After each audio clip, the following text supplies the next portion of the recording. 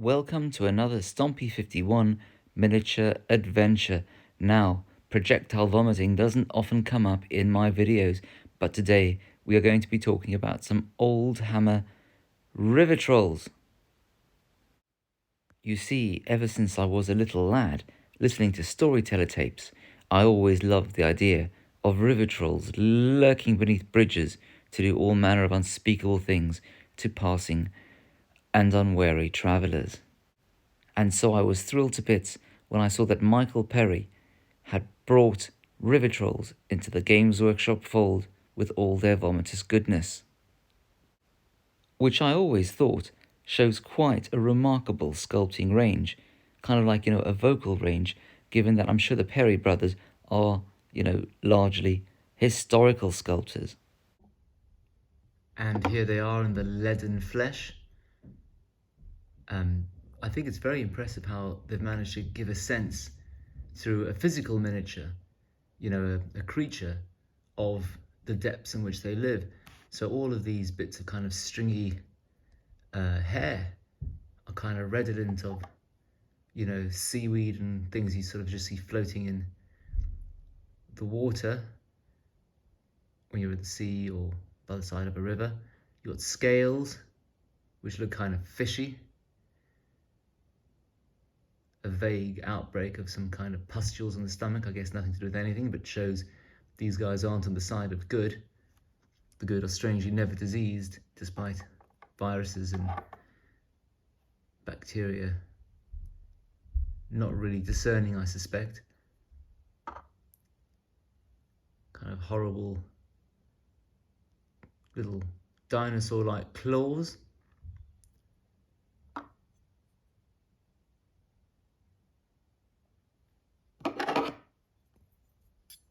And this thing I've always found slightly almost comical, going yeah, yeah, yeah, yeah, yeah.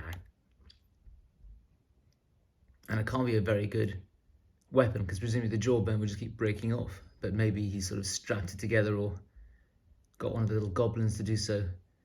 Got a little fishy over there that he's going to have a bit of a snack with, or just slap you across the face. Death by fish slap. So this one was my least favourite head, although I'm lucky that these bits haven't broken off. I do know people where they have suddenly broken off.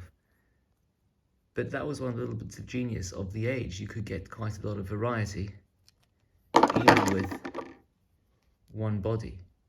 I mean, the head with all the teeth is clearly better. This is my favourite head, I think. Yes, and I think I may well flip these, or rather swap them for something else, because I don't think I need 6 of these river trolls, and I'm not convinced I need more, given that I've prepared these earlier. So,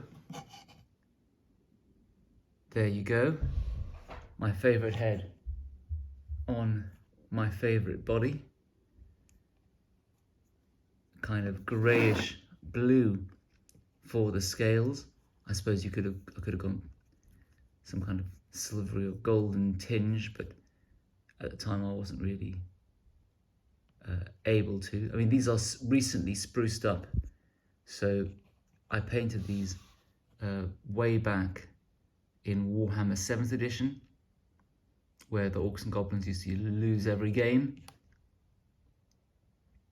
usually against being shot to death by dark elves or skeleton hordes or chaos hordes, chaos demon hordes that just seemed to skip half of the phases of the game because they weren't scared of anything. Not that my generalship has particularly improved, but you can see this is from a time when, devoid of various life obligations, I had time to do multiple layers. But anyway, I recently looked at them and saw they were a bit sort of knackered and scratched. And I thought, why don't I spruce them up? Which wasn't too hard to do. A few washes, bit of tidying up here and there. Considering where the light might be falling. Because back in the day, I just kept on highlighting everything as if, it was being hit struck by 360-degree light sources, which obviously wouldn't be the case.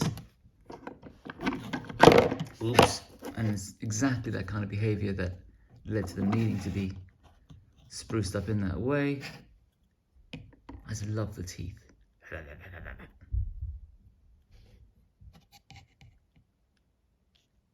Bits of dead fish all over them. Nothing wrong with that. You know, maybe they believe they're imbued with spiritual powers. There's no sense from these that they might just go bleh. And as ever, blood for the blood god, you know, I thought I would just do a kind of placing of blood for the blood god. You know, was it a fish? Was it the head of an empire lord? Who knows? It depends who was dumb enough to get in the way.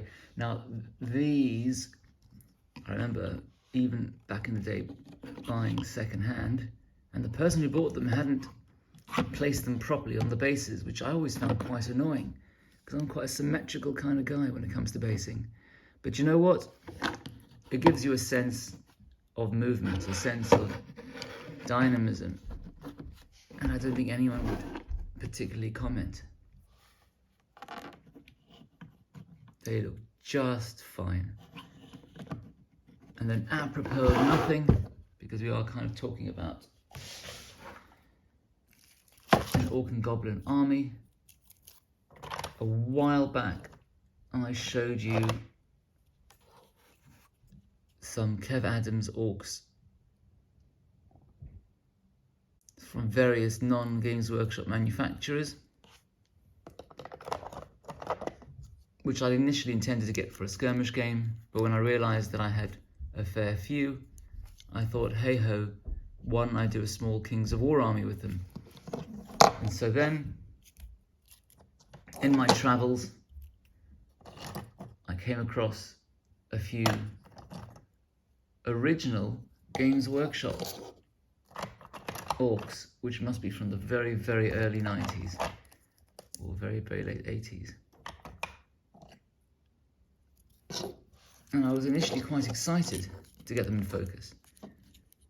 Because, you know, look at that character. That hasn't expired. I mean, that one I'm not convinced about. That's a big one, is it? But these were the normal size ones.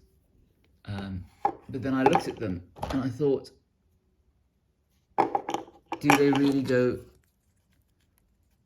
with these? I mean, they're tiny, first of all. I mean, that one, I think, is passable and quite characterful. So obviously we're going to keep him. But these two, for example, gorgeous though they are, and much though I remember them from the Games Workshop magazines I adored reading as a young teenager, the reality is that they're about as big as a goblin these days, not having kept up with scale creep. I mean, look at that. I mean, look, Orcs are a deeply hierarchical society. We don't judge them, aren't we? Isn't our society deeply hierarchical? But equally, even my little imagination can't stretch to the idea that the Orc I just dropped is as big as an ogre. Although I did also come in my travels across this Gary Morley. Is it a hero quest? Orc? What does it say? Orc Warlord. And he obviously is, even he's much bigger than these little ones, although he is a warlord. But he's much more in keeping size-wise with these. His style is different, much more cartoony. But you know what? He is so gorgeous, I will just keep him, having gone to the trouble of stripping him.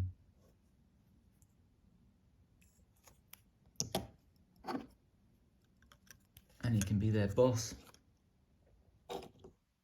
Oi, I told you, if you weren't a nut in the head, you just do what you're told and charge into those mass pikes over there. You'll be just fine, lad, don't worry. And so will you. At which point I think we'll call it for today. Now, could I have made that subscribe image any more obvious? No, I couldn't. So please do take the hint and like, comment, and subscribe so others on the mass morass of a mess that YouTube is can find me and my little efforts here. But otherwise, whatever you decide, have a great day or evening, wherever you are. Keep safe, and I hope to see you again soon. There's loads more fun Oldhammer goodness floating around my garage that I want to share with the world.